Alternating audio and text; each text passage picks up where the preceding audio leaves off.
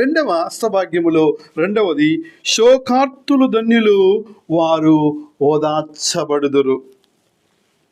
ఒకసారి మనకు అగస్టిన్ గారి యొక్క జీవితం చూస్తే, అతని యొక్క విలాసమైన జీవితం, తప్పుడు బోధలు, భోగభాగ్యాలు, విందులు, వినోదాలు, వ్యభిచారం, మోహము, కాము, మత మత్సర్యాలతో పాప జీవితాన్ని జీవిస్తూ ఉన్నాడు.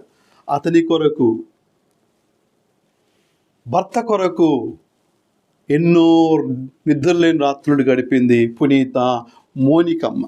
పునీత మోనికమ్మ అతని యొక్క జీవితాన్ని చూసి కానీ, తన యొక్క భర్త యొక్క జీవితాన్ని చూసి కానీ ఎంత మాత్రము నీరసం కానీ, నిరుత్సాహం కానీ, నిరాశ కానీ పడలేదు. దానికి బదులుగా ఆమె ఎప్పుడు కూడా దేవుణ్ణి అంగలార్చుతూ ప్రార్థించింది, ఏడ్చింది, ప్రార్థించింది.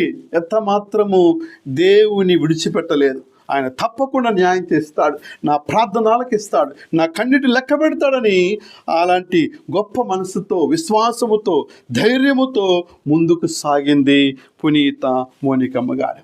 ఆమె యొక్క ప్రార్థన జీవితం, ఆమె యొక్క వేదనను, ఆమె కన్నీటిని దేవుడు ఆలకించాడు. 18 సంవత్సరాల సుదీర్ఘమైనటువంటి నిరీక్షణ, శోకతప్త హృదయముతో తన కొడుకు కోసము, తన యొక్క భర్త కోసము అంగలాచుచు ప్రార్థించినటువంటి మోనికమ్మ యొక్క జీవితంలో దేవుడు గొప్ప అద్భుతం చేశాడు.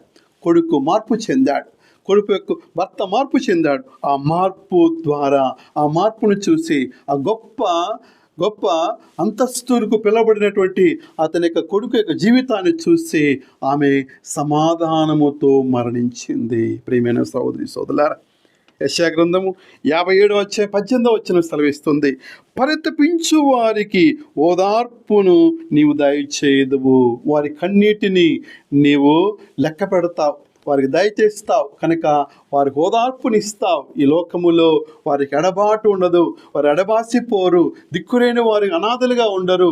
కనుక నీ శోకతప్త హృదయాలకు నువ్వు ఓదార్పునిస్తావు, ధైర్యాన్ని ఇస్తావు, వారి జీవితాలకు అర్థాన్ని, పరమార్థాన్ని దయచేస్తావు అన్నటువంటి మాట ఈ యొక్క మోనికమ్మ యొక్క జీవితంలో నెరవేరింది. ప్రియమైన సోదరి సోదరులారా, ఇర్మియా గ్రంథం 31:13 చెప్తుంది, సెలవిస్తూ ఉంది, నేను వారి శోకమును, వారి యొక్క దుఃఖమును నాట్యముగా మార్చి వారికి ఓదార్పును దయచేయుదును, వారికి ఆనంద బాష్పాలు దయచేస్తాను, నాట్యముగా మారుస్తాను, ఆనందముతో గెంతులు వేయుదురు, కన్నీటితో వెదపెట్టువారు ఆనందముతో కోత కోయుదురు అన్నటువంటి ప్రభు యొక్క మాటలు యొక్క మోనికమ్మ యొక్క జీవితములో స్పష్టముగా నెరవేరింది. ప్రియమైన సహోదరి సోదరులు.